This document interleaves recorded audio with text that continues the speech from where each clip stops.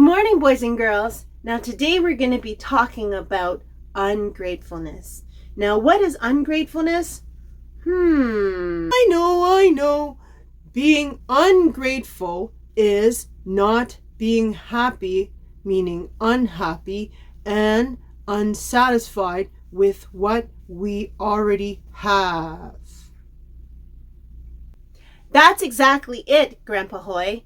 Now, today there's a story I want to share with you about a group of people that were unhappy towards God. What? Now this I gotta hear. Today's Bible story is in Exodus chapter 17, verse 1 to 7.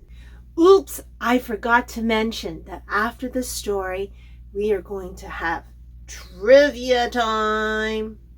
At the Lord's command, the whole community of Israel left the wilderness of Sin and moved from place to place.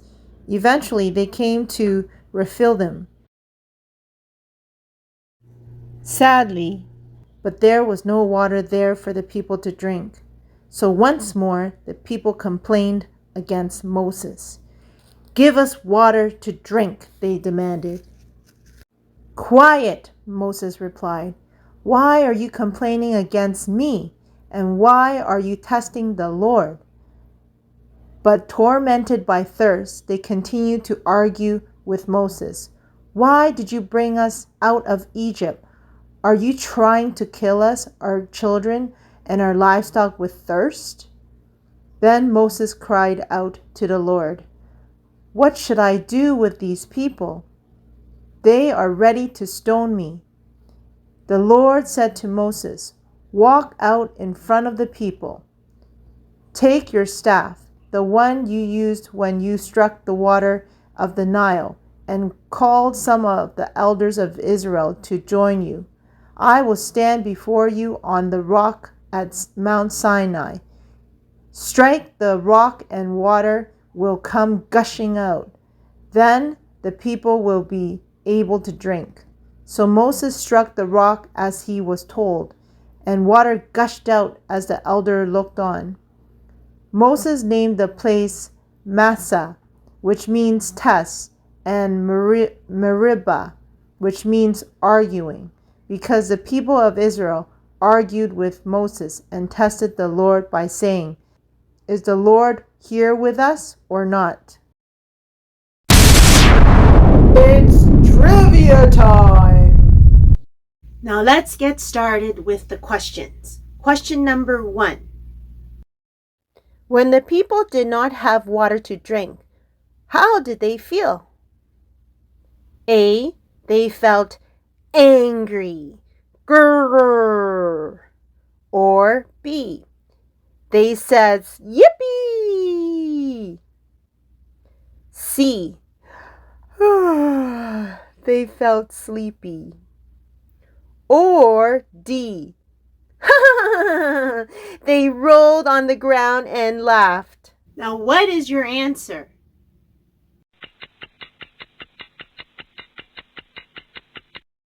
The answer is A. They felt angry. Now, second question, which relates to the first question. Why were they angry? What did they wish for? A. They wish for a happy meal. Or B. They wish for plain old water. Or C. They wish for pop or Pellegrino. Or D. They wish for bubble tea.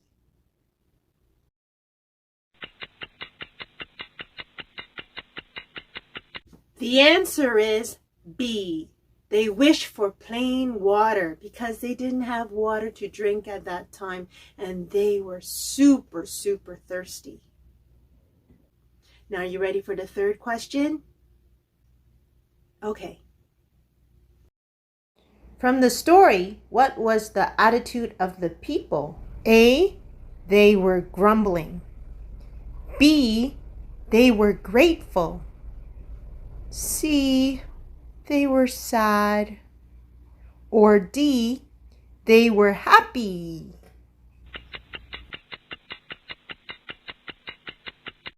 Now the answer to the third question is A. The people grumbled. Now I don't know if you noticed through the story, there were two groups of people, two attitudes that was shown. First of all, it was the Israelites, which they grumbled and they were angry towards God. But what about Moses? I'm sure Moses felt the same thing as the people, that they were thirsty. He was very, very thirsty too, because he didn't have enough water either. But did he grumble and got angry at God? No, he basically went and spoke to God and asked him, what should I do? Now that's the kind of attitude that we should ask God. Instead of being ungrateful and being angry, okay, that we need to be grateful with what we have.